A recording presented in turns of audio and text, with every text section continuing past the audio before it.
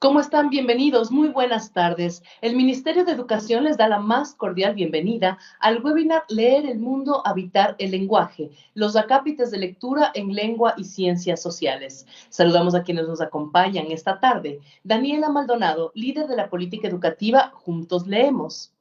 Felipe Espín Delgado, analista de mejoramiento pedagógico. Camila Uquillas, divulgadora de literatura. Patricio Pilca, docente investigador de la Universidad Central del Ecuador. Señores docentes, comunidad educativa en general y que sigue esta transmisión, muchísimas gracias por conectarse. Ahora, para dar inicio a este webinar, escuchemos a Daniela Maldonado, líder de la política educativa Juntos Leemos del Ministerio de Educación. Muchísimas gracias, Daniela, la escuchamos. Muchas gracias, Nati. Les doy la cordial bienvenida a todas las comunidades educativas que nos acompañan esta tarde, especialmente al personal docente de lengua y ciencias sociales para quienes está pensado la sesión de hoy. Como en todas las áreas del conocimiento, el texto y la lectura son fundamentales para el aprendizaje y la apropiación del lenguaje, de la expresión escrita y para abordar todos los fenómenos sociales que problematizan nuestra realidad. Es por esta razón que los acápites de lectura también abarcan a estas disciplinas con el objetivo de ser un recurso que potencie su aprendizaje. Es por esto que les invitamos a compartir este webinar y sobre todo para reflexionar estos puentes y posibilidades entre el texto y las ciencias sociales, es decir, cómo el lenguaje y el texto ofrecen oportunidades valiosas para la construcción del conocimiento en la historia, en la filosofía, en la política y entre otras ramas. Mediante este espacio y con otras estrategias que estamos desarrollando desde esta Dirección Nacional de Mejoramiento Pedagógico, nuestro objetivo es fortalecer y enriquecer el uso de los acápites de lectura. Les recordamos una vez más que estas cartillas entregadas de manera individual a todos los estudiantes a nivel nacional tienen el objetivo de construir un apoyo a la labor docente. Como ya lo había indicado Nati, este webinar incluye una entrevista en vivo con la divulgadora literaria Camila Uquillas, en la que nos exploraremos estrategias de divulgación en redes sociales aplicables a las aulas y en la asignatura de lengua y literatura. Posteriormente, el investigador Patricio Pilca abordará las funciones del texto en las ciencias sociales, desde su rol en el aprendizaje hasta su capacidad para construir pensamiento histórico, simbólico y político. Y gracias a nuestro compañero Felipe Espín, analista de mejoramiento pedagógico, presentaremos las metodologías y orientaciones para el uso de los acápites de lectura, conectando estos aportes de estas prácticas y en la realidad de las aulas de docentes y estudiantes. Les agradecemos la presencia de todos y les invitamos a quedarse con nosotros para descubrir los saberes y conocimientos que nos compartirán nuestros invitados. Muchas gracias.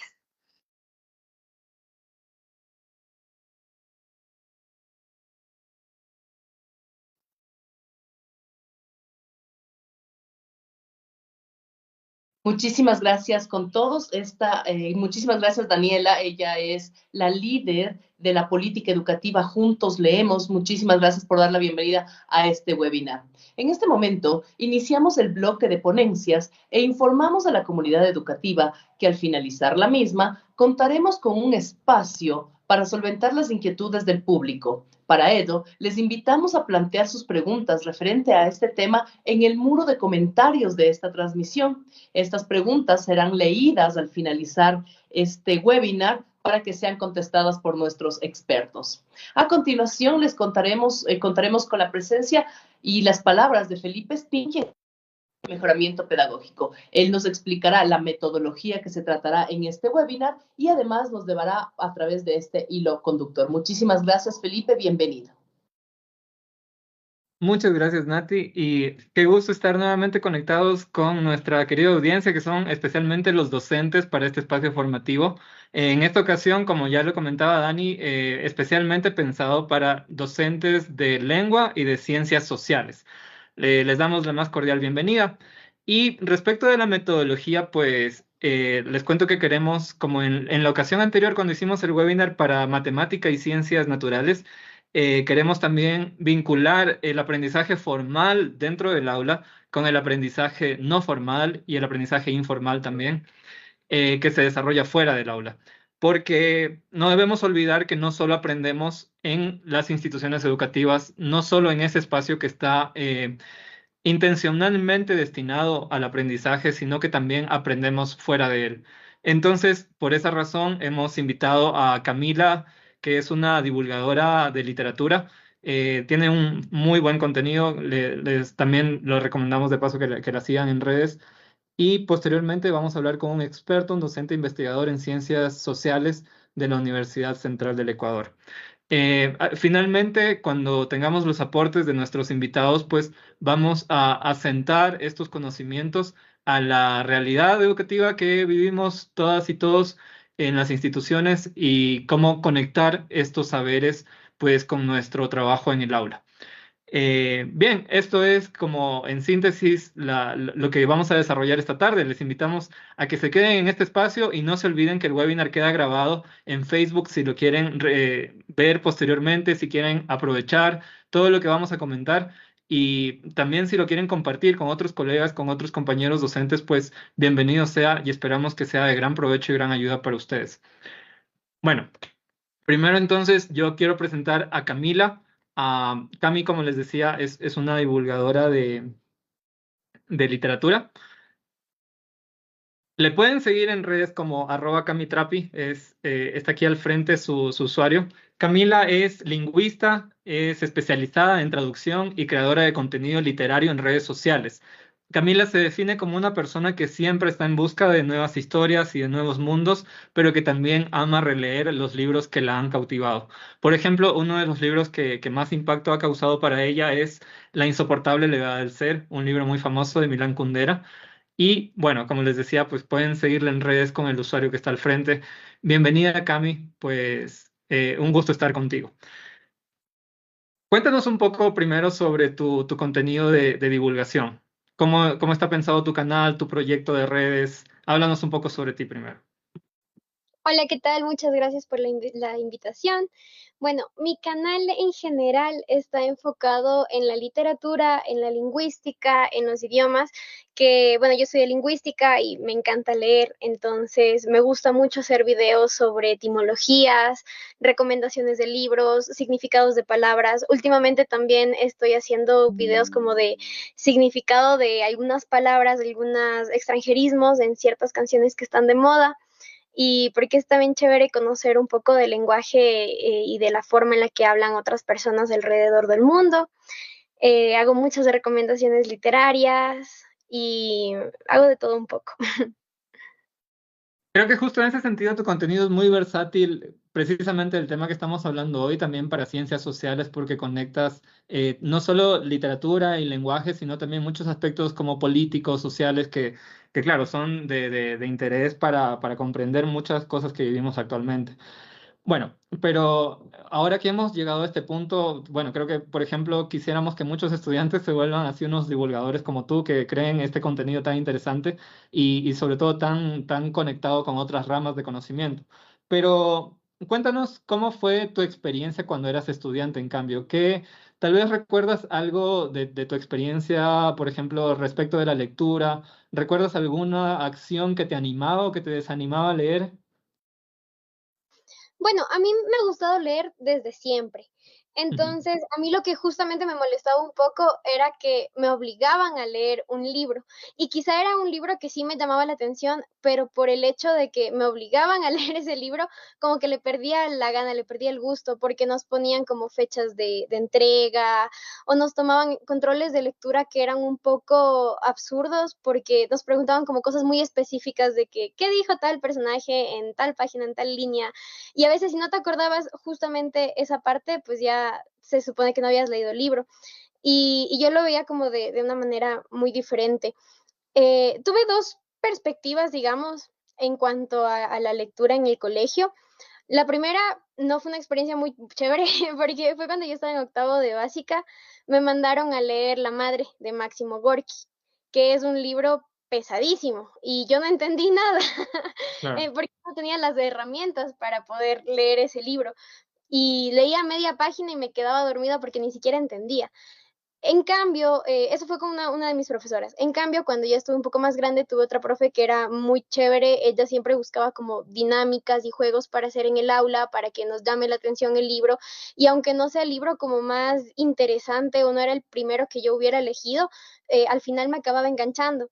Me acuerdo que justamente ella, uno de los años, hizo como una especie de concurso del libro leído y teníamos que, bueno, escoger un libro cualquiera, leerlo y hacer una presentación, una recomendación, y era como un concurso. Entonces, entre todos los que participaba, porque bueno, primero era para todos y luego iba haciendo como una clasificación y así de las mejores reseñas y todo, y fue bonito, y yo creo que eso fue como uno de los impulsos que yo tuve para empezar a hacer los videos que hacía en YouTube, porque yo empecé a hacer mis videos en YouTube, entonces era como un contenido un poco más extenso y hablar más a profundidad del libro, un análisis más literario, digamos, que lo que hago como en Instagram y en TikTok. Entonces, yo creo que empecé también gracias al apoyo de esta profe y también por este tipo de actividades que me gustaba mucho. Muy bien. Y bueno, esta pregunta te la hacemos porque, claro, nuestra audiencia en este momento son docentes, son los docentes a nivel nacional. Claro, hay muchos docentes de lengua y literatura que ahora están conectados. Y justo uno de los objetivos de este webinar al invitarte es como asociar o aprovechar esas dinámicas que utiliza la divulgación en redes sociales, aplicarlas al aula. Tratar de aprender de los divulgadores para fortalecer nuestros procesos de enseñanza y de aprendizaje. Entonces, bueno, claro, como tú dices, la lectura obligatoria versus las otras estrategias no formales que utilizó tu otra profesora son ejemplos muy diferentes de lo que se puede y lo que no se puede hacer. Ahora, justamente esta cuestión de la lectura obligatoria, yo creo que tiene mucho que ver con un problema que es quién decide lo que se lee en el aula. Y en ese sentido, pues sabemos que en muchas ocasiones hay una gran distancia entre lo que los jóvenes eligen leer por su cuenta y lo que leen los docentes. Porque claro, o sea, puede ser que un docente en literatura es un especialista, ha leído muchos autores que están dentro del canon muchas veces, existe esta idea de canon, de calidad, de que esto lo debes leer porque es un buen libro, pero para los estudiantes es un mundo diferente, ¿no? Un estudiante no es un especialista, no ha estudiado una carrera de literatura, por ejemplo. Entonces, ¿tú crees que se podría y cómo se podría equilibrar esa distancia? Yo creo que más que enfocarse en hacer que los estudiantes lean cierta cantidad de libros o ciertos títulos, lo importante es crear un hábito lector en cada estudiante, porque eventualmente les llamará la atención El Quijote o algún libro de Jane Austen o libros como más pesados, más clásicos, pero si ya tienes un hábito lector. En cambio, si solamente tienes como esta obligación de leer, pues es como un poco complicado. Yo creo que algo que se podría aplicar sería que, por ejemplo, como docentes, presenten una lista de libros que están acorde a lo que van a trabajar a lo largo del año y que entre los estudiantes elijan cuáles de esos libros les llaman la atención. Por ejemplo, este año justamente yo trabajé con la editorial Don Bosco en el plan lector. Entonces, nosotros para escoger los libros con los que iban a trabajar en este año, hicimos como un análisis justamente de las edades, de los temas que trataban, incluso para hacer los controles de lectura. Intentamos buscar dinámicas y actividades que no sean las comunes para los controles de lectura, las actividades en clase, las fichas de mediación, porque la idea también es innovar, porque si todos los años están presentando las mismas actividades, los estudiantes a la larga se van a cansar. Entonces yo creo que podría ser un poco más también ahora con las redes sociales, involucrarles un poco. Hay un libro de Jane Austen que a mí me encanta y me encanta recomendar a gente que quiere empezar a leer clásicos porque es como leer un chat de WhatsApp, es como leer un chisme o estar ahí leyendo una conversación de WhatsApp. Se llama Lady Susan. Entonces, es muy interesante justamente esta dinámica de que el libro es epistolar, entonces se escribe por cartas. Y son dos amigas que están ahí como contándose cosas y es como en esta época de Jane Austen y es muy bonito porque es como que tú estás ahí de chismoso leyendo lo que están conversando ellas y te metes en el libro a la larga. Y no te das cuenta de que pues igual es como un libro clásico, o incluso Carmila, que también es un libro muy, muy, muy antiguo, no maneja un lenguaje como tan complicado. Entonces yo creo que también como son libros cortos, no son pesados, son una buena herramienta para adentrarse un poco en los clásicos y pues en esta literatura que es la que se considera una literatura que vale la pena o una literatura de nivel. Creo que justo has mencionado una cuestión que tiene que ver con la siguiente pregunta que te quiero hacer. Y claro, va de la mano de, ahora, que es un, digamos, podría ser una problemática en la enseñanza de la literatura y de la lectura, que es cómo yo paso o cómo yo avanzo hacia la lectura de textos complejos o de textos que no son de mi época, que no están dentro de mi cultura, de mi lenguaje, de mi forma de expresión y de mi forma de pensamiento. Porque de alguna manera, o sea, por ejemplo, consumir redes sociales, que es un contenido que está producido dentro de nuestra sociedad, con nuestras creencias, con un marco cultural común. Eso es más fácil de entender que un texto que fue producido en el siglo XV, digamos, por gente que a lo mejor yo no sé qué pensaba, qué creía, por qué esto disfrutaban, por qué esto les parecía gracioso, etcétera. Entonces, desde tu experiencia como divulgadora, más bien, ¿qué crees que resulta exitoso, alguna estrategia que resulta exitoso para acercar a los estudiantes o a las poblaciones a estos textos que son un poco más complejos o un poco más lejanos para nuestro tiempo y nuestra forma cultural o la forma de nuestros productos culturales actuales?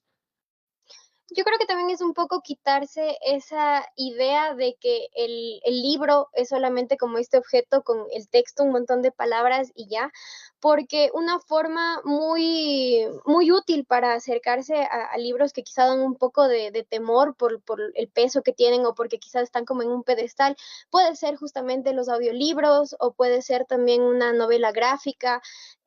A mí me encanta la mitología griega, pero yo para empezar a leer mitología griega empecé leyendo los libros de Percy Jackson, que son como retellings. Entonces también creo que, bueno, si como docentes han leído algún libro clásico, pueden encontrar un libro que sea un retelling de eso. De mitología griega hay un montón, están los de Percy Jackson, Circe, la canción de Aquiles. Entonces creo que también hay que perderle un poco este miedo a probar otros formatos. En novelas gráficas también encontré, yo tenía una de Frankenstein y fue muy diferente para mí leer el libro de Frankenstein y leer la novela gráfica de Frankenstein.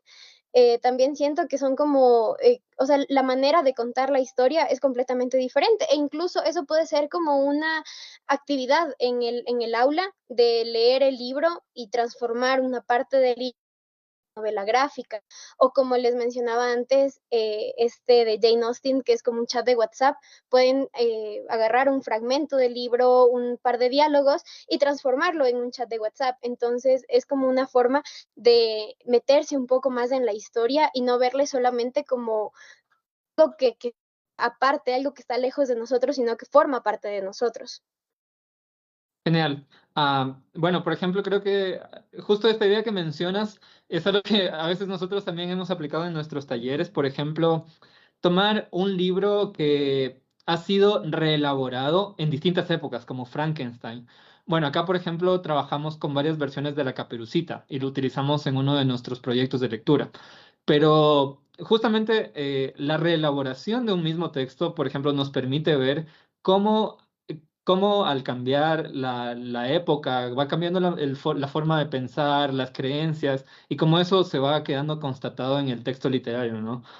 Y bueno, creo que puede ser una muy buena idea también para lograr acercarnos a esos textos que, claro, a primera vista pueden ser un poco más difíciles de que conecten con los estudiantes. Entonces, por ejemplo, se me ocurre, La Odisea es una obra que tiene un montón de versiones y de reinterpretaciones, se hacen películas cada vez, pero lo importante sería ahí como ver que cada versión es diferente y responde a ciertos valores y a cierto contexto, ¿no? Cierta forma de pensar en cierto momento de la historia.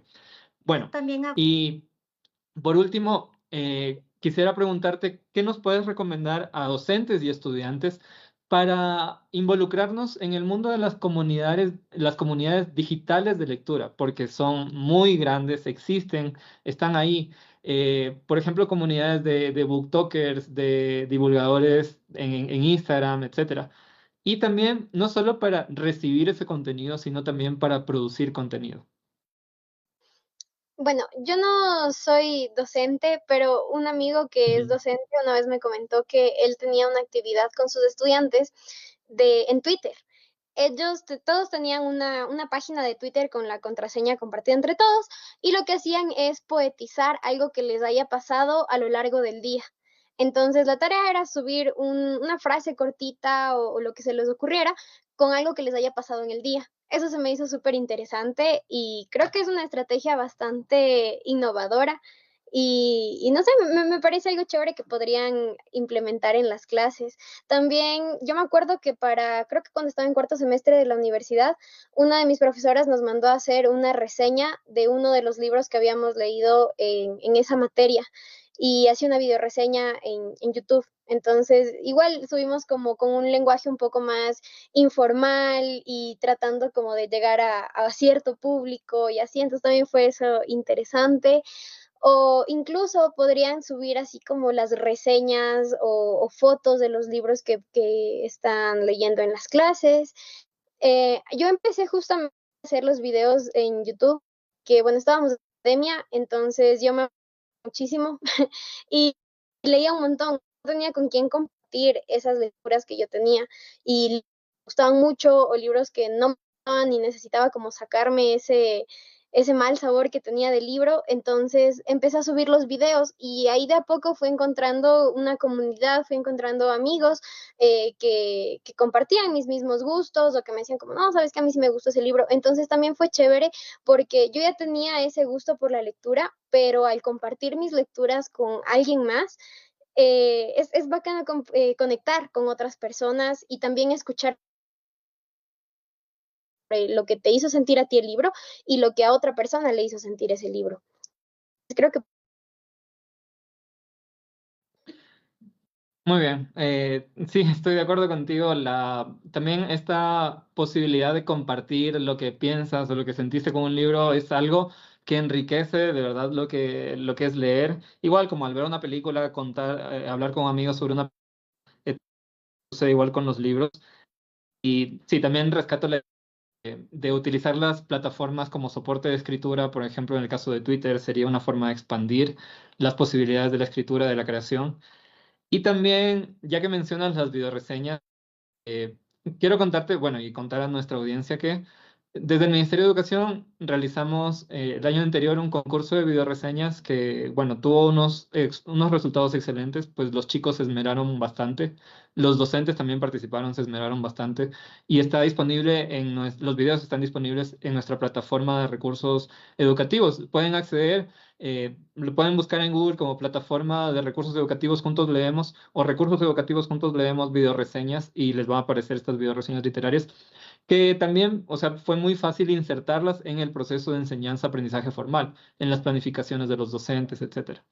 Bien, bueno, como siempre nos hace falta el tiempo para conversar más con nuestros invitados. Ha sido muy interesante la charla contigo, Cami. Esperamos que, bueno, también invitamos a la gente a que te siga en tus redes, @CamiTrapi, y bueno, un gusto tenerte acá. muchísimas gracias por la invitación, estuvo muy chévere y ojalá nos podamos reunir pronto otra vez. Chévere, mil gracias.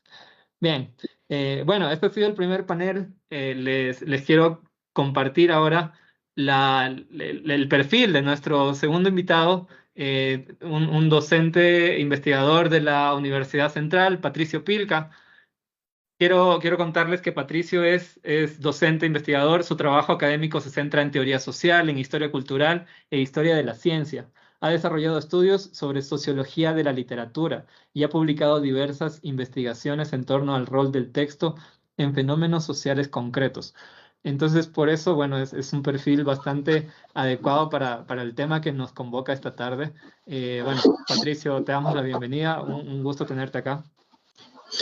¿Qué tal, Fernando? Muchas gracias por la invitación y espero poder estar a la altura de las preguntas del conversatorio.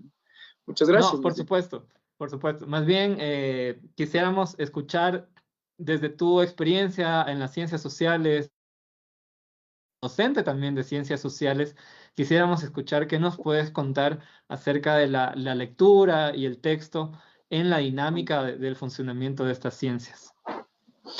Ya, a ver, si es que hay alguna pregunta, más bien sería bueno mantener un diálogo, ¿no? Pero las primeras ideas que se me vienen respecto del libro y la lectura es esto de democratizar el libro y democratizar la lectura también. Creo que eso está relacionado íntimamente con las políticas culturales. Es decir, que no se podría pensar un libro o no se podría pensar la lectura de la mano del Ministerio de Educación, por ejemplo.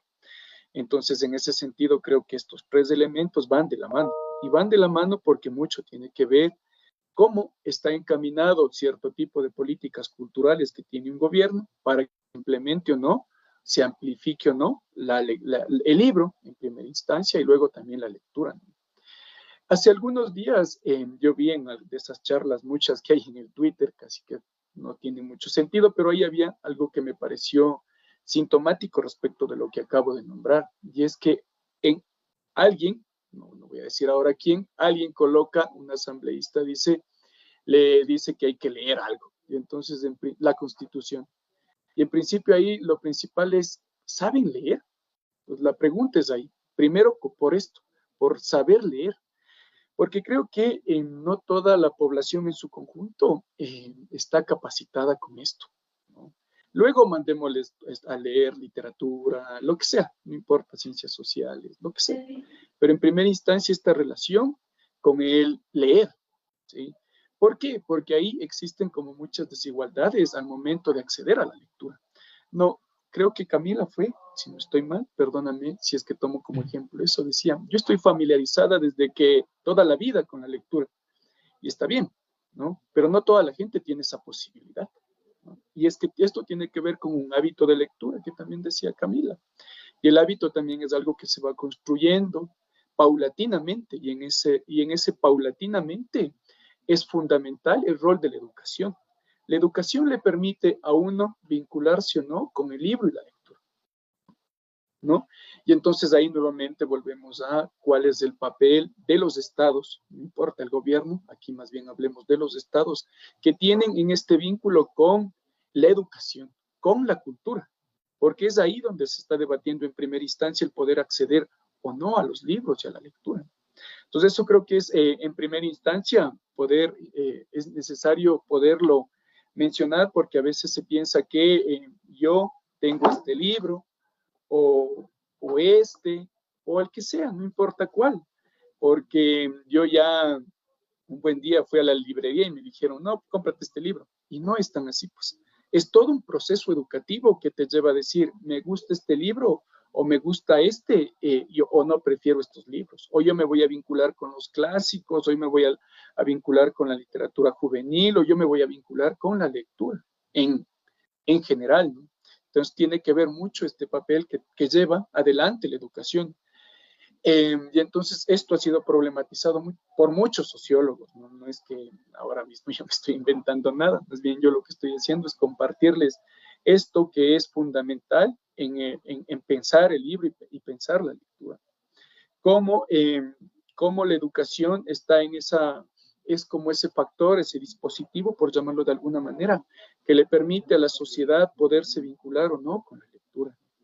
Y aquí es algo preocupante, y lo voy a decir así, en el caso ecuatoriano, porque muchas veces lo que sucede es que el Estado, no importa el gobierno, vuelvo a decir, el Estado deja de aportar a la educación, ¿sí? Y entonces cuando sucede esto, van a suceder problemas en leer, van a suceder problemas con los libros, van a suceder una serie de problemáticas con algo que parece algo muy simple, ¿no? Que termine en este objeto llamado libro, y que eso parece que es lo ideal, tener un libro en las manos y todo.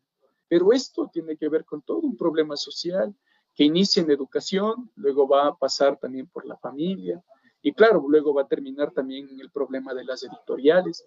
Por eso creo que es importante también tener en cuenta, y esto es también un concepto no mío, sino ya de la sociología, como decía, que han trabajado, de las condiciones sociales de posibilidad de la lectura, ¿no? ¿Cómo? Es decir, ahí es como pensar en esta en estas condiciones de los lectores. ¿Cómo son formados esos lectores? ¿Sí? Entonces ahí la gran pregunta es, ¿cómo es que accedemos a los libros que accedemos? ¿No?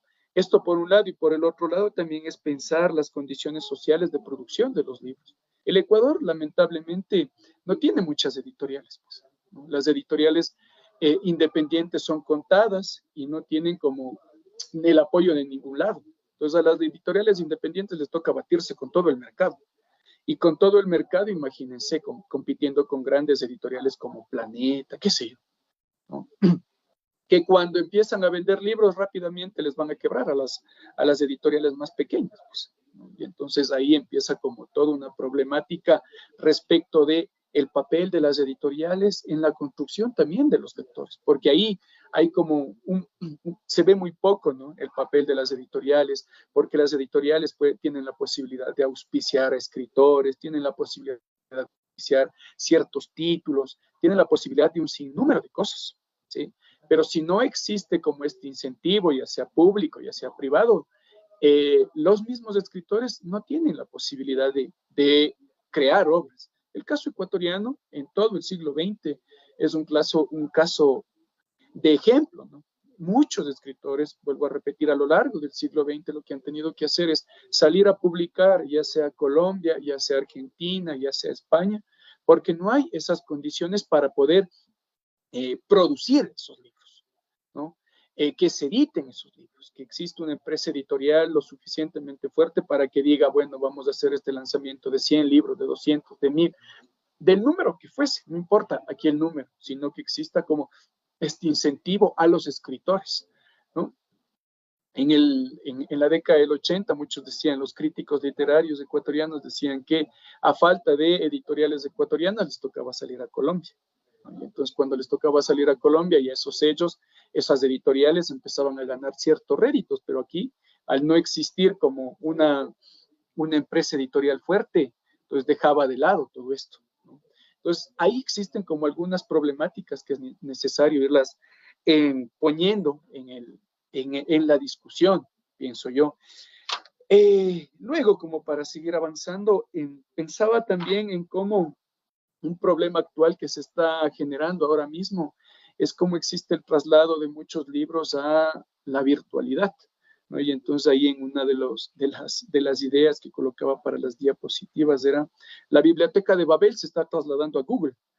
Pues pensemos en esta metáfora de Babel, ¿no? Con muchos temas, con las muchas lenguas reunidas ahí. Hoy lo que sucede en Google es eso, ¿no? Todos los libros están ahí, si no todos, una buena cantidad de libros están ya aglomerados, acumulados en la web, ¿no? Y entonces esto nos ha traído un problema más grande, ¿no? Yo hoy mismo quería comprarme un libro de esta escritora peruana, Gabriela Weiner, y aquí no hay, en el Ecuador no hay, y no hay porque es muy caro conseguir aquí libros. O sea, en promedio un libro aquí estará entre 20 y 25 dólares. Entonces eso ya se convierte casi que en un objeto de lujo, ¿no? Y entonces pensé en la otra posibilidad, y la otra posibilidad es poder comprar los libros en Amazon, que resultan a mitad de precio. Entonces estuve pensando cómo voy a comprar, y claro, ahí ya estaba a mitad de precio, pero lo siguiente que me ocurre es que tengo que comprar en ebook, porque si en ebook no lo compro, entonces no, entonces eso implica que debería también, bueno, hacerme de la aplicación, que no hay mucho lío, pero esto quiero hacer notar cómo la librería, los libros se han trasladado a Google, y Google se convierte en ese gran bastión de Babel, ¿no? Que acumula todos los libros. Entonces, como para no ir, para más bien, si es que es posible, ir creando un diálogo, solo quería mostrar como estos puntos problemáticos también que tienen que ver con el libro y la lectura, que no se quedan solo, como vuelvo a repetir, no se quedan solo con tener un libro, sino más bien que existe todo un entramado político, social, cultural, histórico que está por detrás y que da cuenta también del libro y que tiene que ver directamente con el tipo de lectura.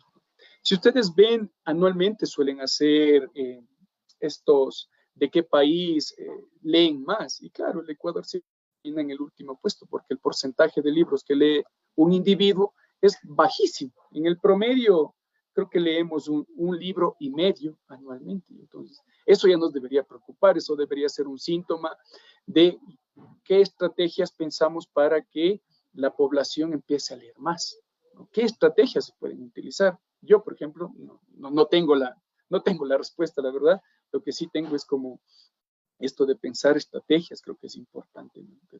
¿Por qué? Porque esto le atrae a la persona, le va vinculando a la persona, ¿no es cierto? Y entonces creo que finalmente, como para decir esto de que el Estado tendría que apoyar esto de la lectura, ¿no?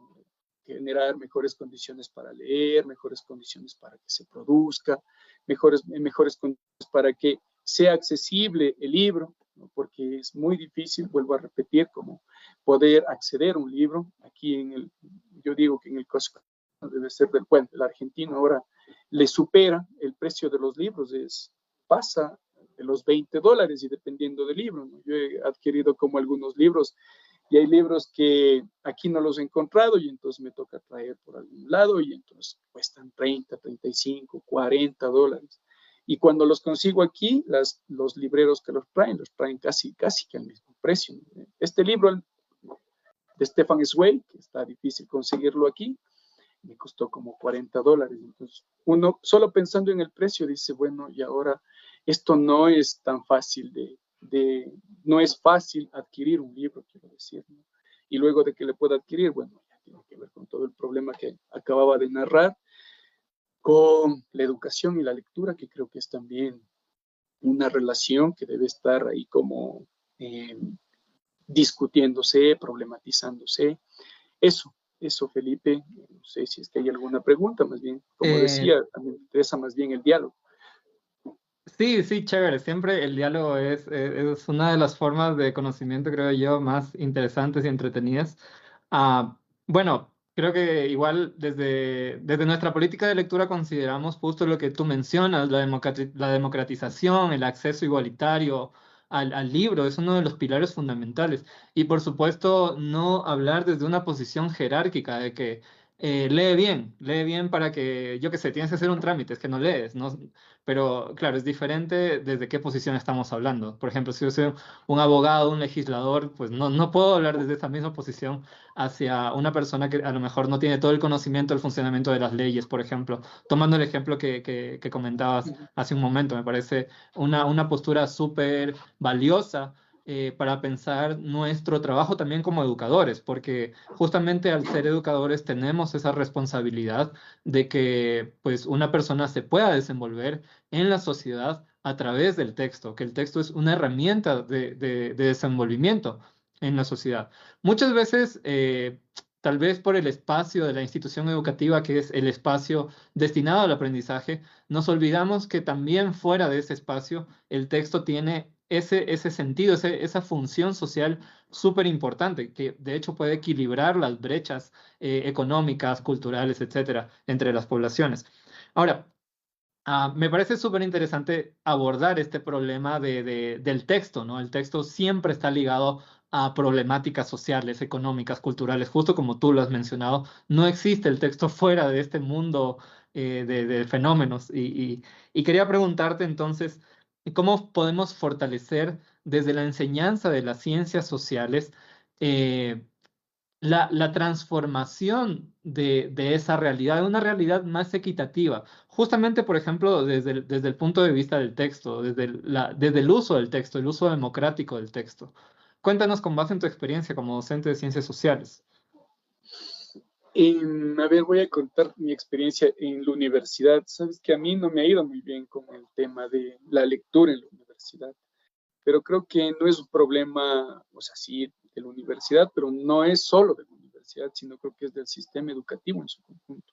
Claro. Es decir, la primaria, la secundaria, y es que ahí no se van creando como esto que ya se había dicho antes, estos hábitos de lectura.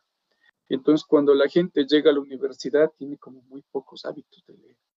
Entonces, en el último tiempo, lo que a mí me ha funcionado es como textos largos ya no son como muy bien vistos. O sea, un texto que, quiero decir, un documento, debería ser lo más abstracto posible, pero creo que tiene que ver mucho con lo que Camila decía, ¿no? Con esta posibilidad de aprender que hoy se tiene, que uno va aprendiendo casi que en pastillas.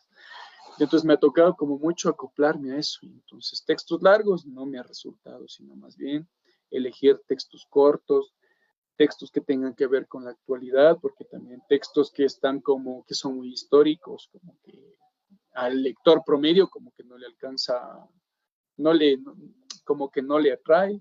Entonces sí me ha tocado como pensar como este tipo de cosas de textos cortos, textos actuales, textos que tengan que ver con la realidad social de quienes habitamos aquí en la Universidad Central. Entonces, como textos que les vayan vinculando también con su realidad.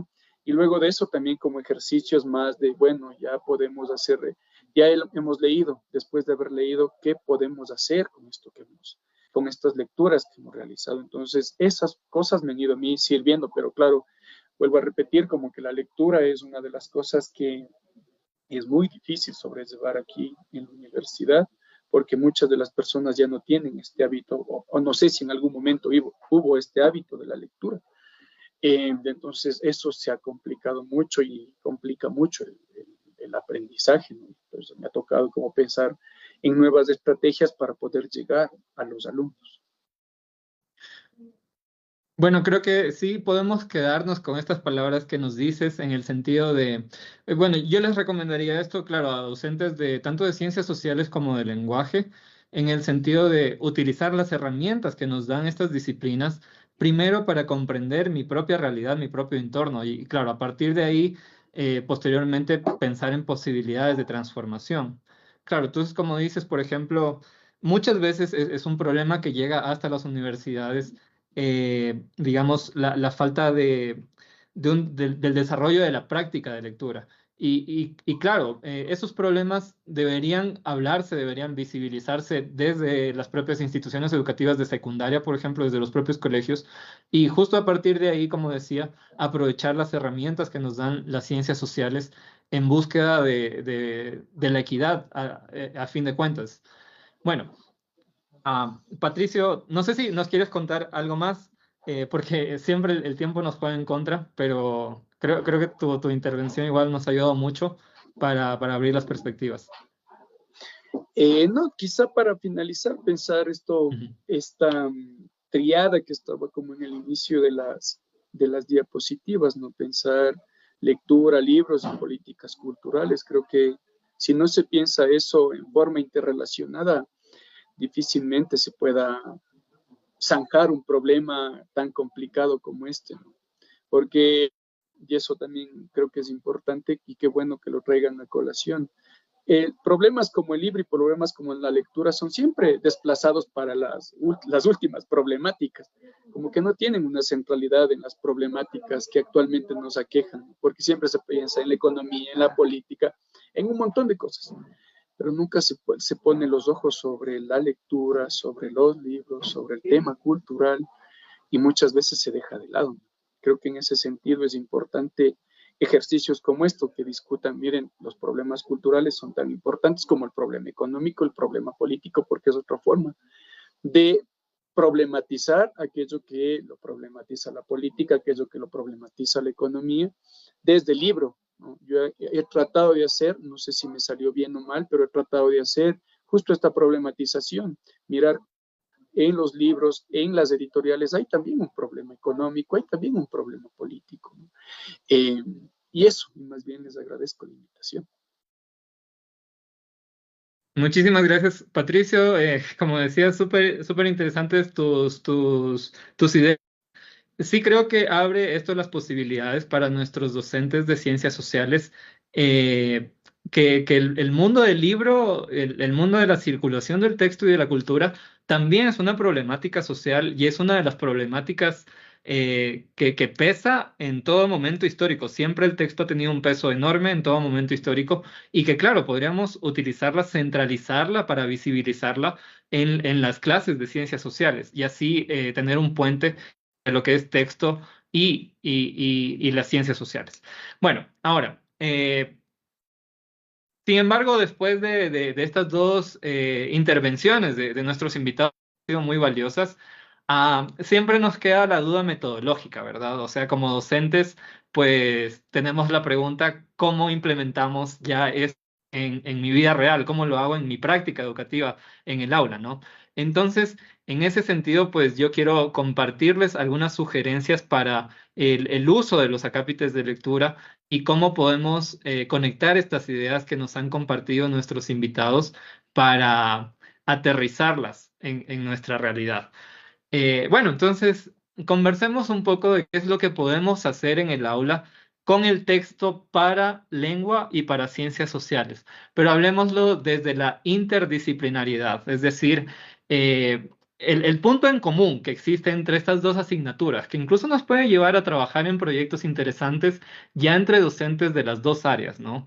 Que es una excelente forma de trabajo que da buenos resultados cuando se ejecuta de la manera adecuada.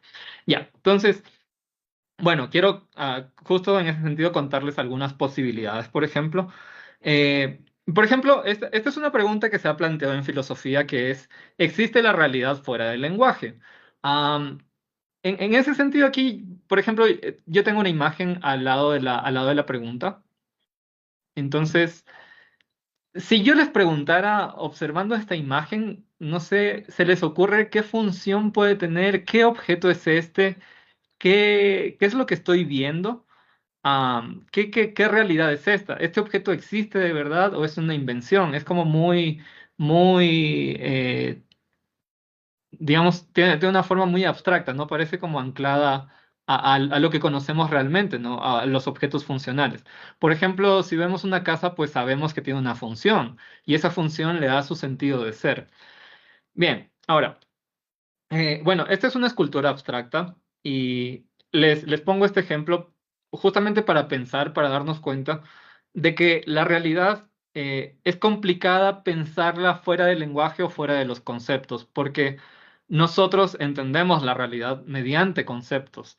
Entonces, ese, por ejemplo, es uno de los puentes principales que existen entre filosofía y lenguaje, porque justamente la filosofía se encarga de utilizar el lenguaje para pensar en conceptos que me ayuden a entender la realidad de una nueva manera.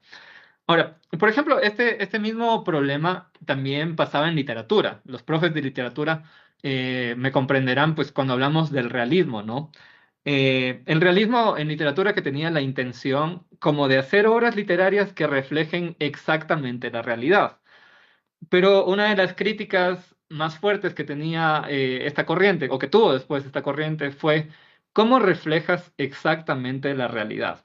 Entonces, hagamos el intento justo con esta imagen que tenemos delante. ¿Cómo yo hago una obra literaria con esta imagen sin meter conceptos, sin mezclar conceptos? Lo que tendría que hacer, por ejemplo, ¿cómo quedaría este texto? A lo mejor yo me imagino un texto en el que solo describimos el material del que está hecho este objeto, la posición en la que está, la forma que tiene, cuántas líneas tiene, cuántas curvas tiene, cuántos ángulos tiene. Y debo quedarme ahí, no puedo decir nada más. Precisamente desde el momento en que yo digo que esto es esto es una escultura, ya estoy mezclando un concepto que me permite entender esta realidad. Y al mezclar este concepto ya lo puedo posicionar en un campo de conceptos más amplios, ¿no?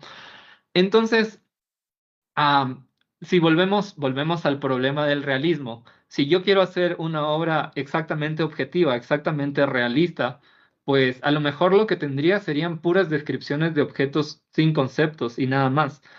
Entonces, bueno, como decía, ese es uno de los primeros problemas que nos plantea la relación entre lenguaje y filosofía y cómo justamente la historia de la filosofía es una historia de crear y reformular conceptos para entender la realidad que está a nuestro alrededor. Es básicamente esto. Entonces, mediante esos conceptos, pues les damos forma a las cosas, personas, a nuestro alrededor, etcétera.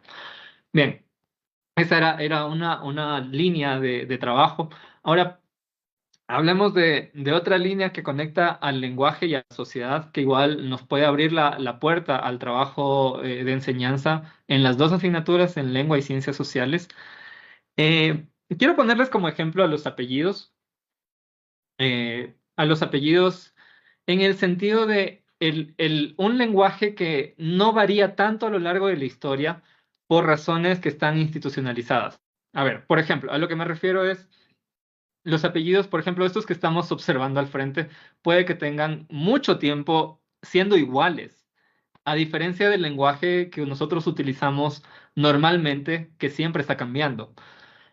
Y una de esas razones es cómo el lenguaje se asocia con las instituciones.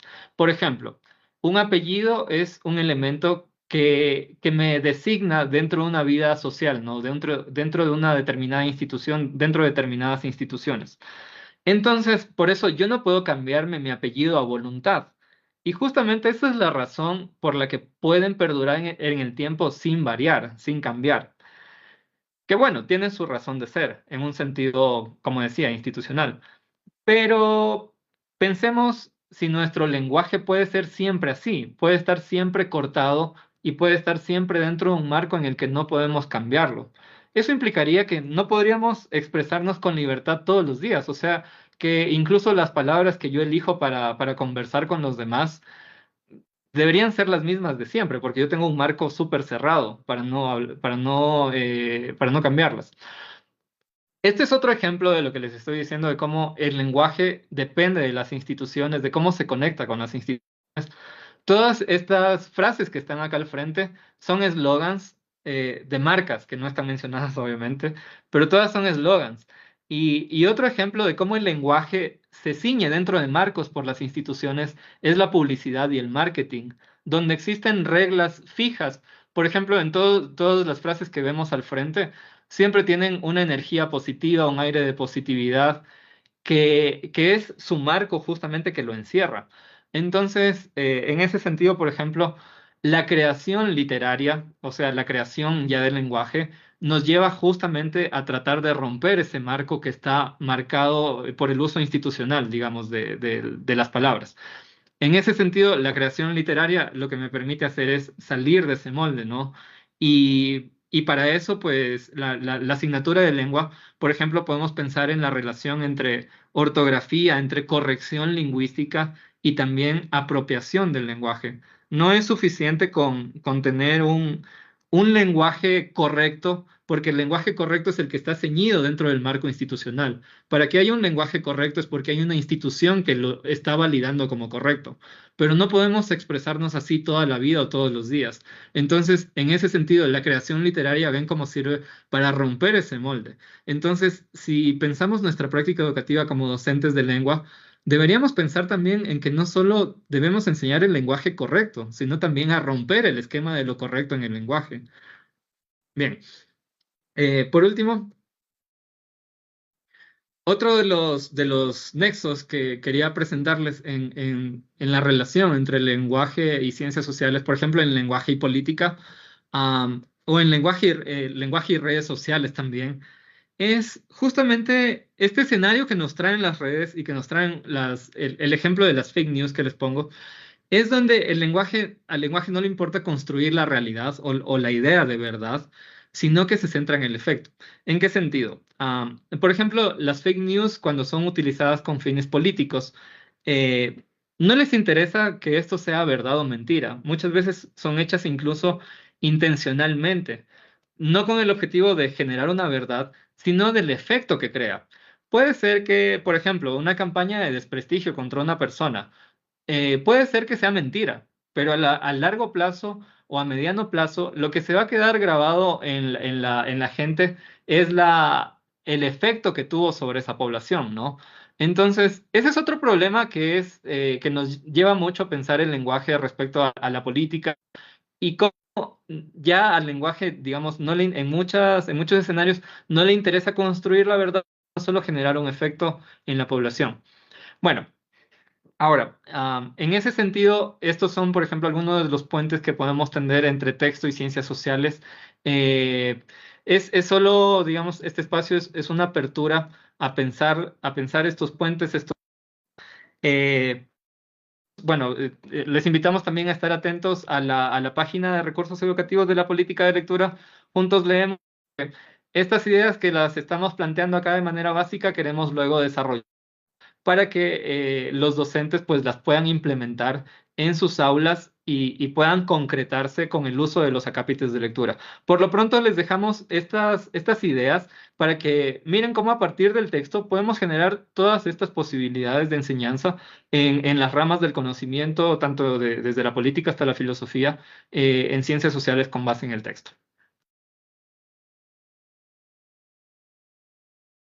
Muchísimas gracias a Felipe. También quisiéramos darle un fuerte abrazo, un fuerte agradecimiento a Patricio y a Camila que nos acompañaron hoy en este webinar Leer el Mundo, Habitar el Lenguaje, los acápites de lectura en lengua y ciencias sociales. Es muy interesante el cómo llevar a las aulas, llevar a nuestros estudiantes, a nuestros docentes, darles herramientas claras y precisas para poder llegar a crear un hábito lector. Nuevamente, los conceptos que manejamos siempre en el Ministerio de Educación, el hábito lector, la democratización de la lectura y cómo llevar estos libros. Se habló en algún momento de audiolibros. Camila, tenemos una pregunta que está salida desde las redes sociales. Muchísimas gracias por seguirnos a través de X, de TikTok y de Educación EC en nuestras redes sociales.